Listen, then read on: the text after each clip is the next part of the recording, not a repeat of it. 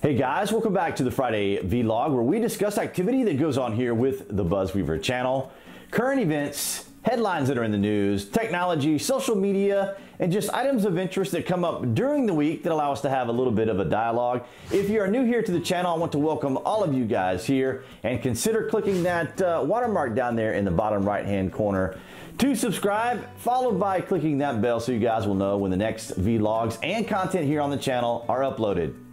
This week, the 5th through the 9th of November, we have been getting updates from DICE on Battlefield 5 throughout each of these days. If you guys are interested, I will leave a link down in the post section below so you guys can see each of those daily details. And as of this recording, I am downloading the preload. So I'm looking forward to jumping back into the game on the 9th. If you guys are interested in perhaps trialing the game, then you guys can check out that link down below and see if you guys can qualify for a trial. Also, we have and are continuing to hear about BlizzCon this year. Blizzard, of course, the developer of various different games like Diablo Immortal, for example. That was one of the heavily discussed and disputed and argued topics.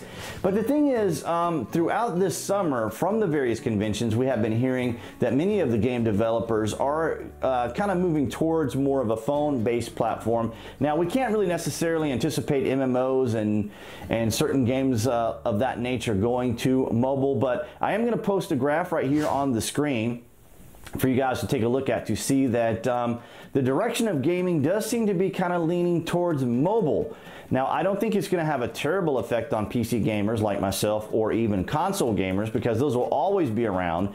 And of course, there will be certain games that will only really work within the platforms of both PC and console. So nonetheless, it did create a bit of a dust up there, and I wanted to bring that up for you guys. If you guys want to check it out, I'll leave some links down there in the published section below. On Sunday, the 4th of November, Gab.com came back online. You guys may recall that Andrew Torba had taken down Gab.com in light of the incident that took place on his platform that involved that disruptive individual that was there in Pennsylvania, as you guys may recall in last week's vlog. But nonetheless, he is back up and running. I couldn't be happier about it, because I feel that a lot of the tech giants, and I meant to mention this last week, they do exercise and use at a certain level of discretion Article 230, which is kind of a disclaimer. I did post it on the video last week as a little fly-in, but I guess I should have given you guys a little bit more detail about it. And that was, of course, that in paraphrasing, it just protects the platforms and suggests that that the views and opinions and so forth that are posted on their platforms are not representative of their platforms. So in other words, it kind of gives them a little bit of a disclaimer, a little bit of an excuse not to be blamed for activity that may go on with its members, like Gab was. So Gab did not have the luxury of 230 for their reasoning to be able to handle a disruptive member. But nonetheless, Gab is back up and running. I couldn't be happier. I will leave a link to my Gab account down in the published section below. If you guys are on Gab or may consider Gab, you guys can get all the information down there from that link. The biggest news here in the United States this week took place on November the 6th, which are our midterm elections here. If you guys are from outside of the United States, basically the midterms is when Americans vote for their legislators in our Congress. That is the Senate and the House of Representatives. You guys may recall that in the last few weeks we were talking about the various aggregators and polls, and they pretty much were fairly accurate. As we discussed, it looked like and did prove that the Republicans would hold the Senate, and they gained 3 seats, and that the Democrats would gain the House, and they gained 35 seats. So I will have to say that there wasn't necessarily a blue wave and there wasn't necessarily a red wave, and the aggregates were pretty dead on, fairly accurate. Now, where there was more kind of controversy and things are still up for grabs right now, well, not entirely up for grabs, but still being decided, is throughout the states in the gubernatorial races, particularly here in the state of Georgia. Our Secretary of State, Brian Kemp, was running against Stacey Abrams, the Democrat, And right now, as of this recording, Stacey has not conceded. The voting is at 50 for Kemp and 48 for Stacey. And then we had an independent, Ted Metz, who picked up less than 1% of the votes at 36,000 total, which incidentally is why these local races are so important. It literally does come down to individual votes. As a matter of fact, they were discussing this out west, I think it was 2 years ago, that a race came down to 167 votes. So basically what's going to happen now here in Georgia is there will be a runoff between Stacey and Brian. But nonetheless, of course, news around the United States concerning Georgia was a big topic and was a headline throughout the U.S. First off, it was that Brian Kemp was purging some of the registration votes, or the voting registration here in Georgia, and that was really to kind of purge it of individuals who have either moved out of the state, had name changes due to marriages and other types of things that typically take place that would require you to then go and re-register if you're in a new county or if you're in a new area. And it would also prevent people who have moved out of the state from voting. So that was kind of a center of controversy. But right up to the election, there was yet another incident that took place, and that was that Brian Kemp was conducting an investigation into the Democrats hacking into the voter registration. Now, that was an allegation. I suppose that it's still being investigated right now. How much of that played into this particular election, it's really hard to say because it's so close. It's very neck and neck. You know, of course, there's a lot of energy and enthusiasm out there by both parties, really. And I think the Democrats really are really working hard to try to get their voices back into the arena of politics. And I'd have to say that they did get a little bit of a victory, or at least in their eyes, there's a little bit of a victory, because both sides are thinking that each or the other still has their victory. For example, the Republicans, because we still have President Trump and Vice President Pence still in office and still within the executive branch of power. So not overly concerning.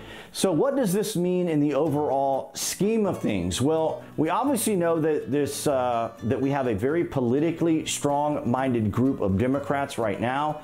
And what we could anticipate is probably a flurry of subpoenas. Now, the lower house mainly pertains to economics and finance. So what we could see is maybe subpoenas going after Trump's IRS records. It could be any number of different financial type things that could be going on. And most importantly, of course, any kind of financing that Trump would want for the wall is probably not going to happen. But nonetheless, we're still trying to determine whether or not Nancy Pelosi will actually be taking the gavel from Paul Ryan. Now, that's kind of the direction that we're kind of leaning. She did speak last night, so the Democrats could pick someone else if they choose to, or else it could default to Nancy Pelosi. But nonetheless, it was a very interesting night. I was really kind of, not really surprised, but really amazed that the aggregates were that close, because in 2016, as you know, they were a little off, and so many of these particular pollsters and those who do these number crunching were a little concerned. They were a little reserved. They weren't really as forceful with their opinions when it comes to what they perceive to be the polls. And the polls really, I think in general, just really aren't as accurate as they used to be, because a lot of people are on mobile now, and many of these polls are conducted through landlines, through regular phones.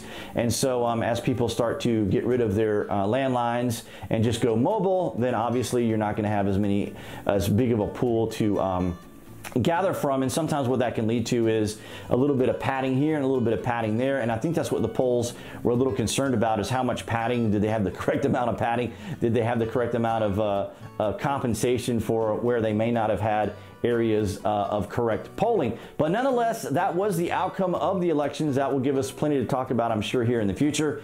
And the president will be speaking here momentarily as of this recording concerning it. I don't think he's overly concerned about it. Let's say hypothetically, we know that the Democrats have been dangling a little carrot in front of all of their constituents, all the Trump detractors, that they could impeach Trump. They could formulate articles of impeachment in the lower house, but to impeach a president is very difficult. It requires 2/3 votes within the House of Representatives, 2/3 votes in the Senate, and the approval of the vice president. So they could kind of dangle that out there. It depends on how full of angst they are. And believe me, they are not incredibly happy with Donald Trump because he is a very unique president. He is not like your ordinary kind of decorum, stuffed shirt caricature of a president that some people kind of look for because, you know, this is what they kind of accuse Trump of being kind of a willy-nilly, over-the-top businessman who just kind of shoots his mouth off. But the man gets things done. He gets things done. And it's going to be a little different for the Democrats now with President Trump there. So there could be a lot more resistance, a lot more hostility, a lot more wrangling going on. But nonetheless, we will keep an eye on it, guys. But nonetheless, that was the outcome of the elections last night. We're still waiting to hear what's going to happen here in Georgia, but I will follow up next week on that.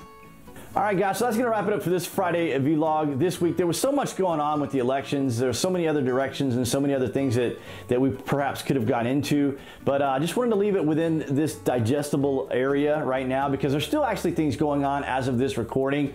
But nonetheless, guys, thank you so much for your continued support here on the channel. Your shares, likes, and comments are always appreciated.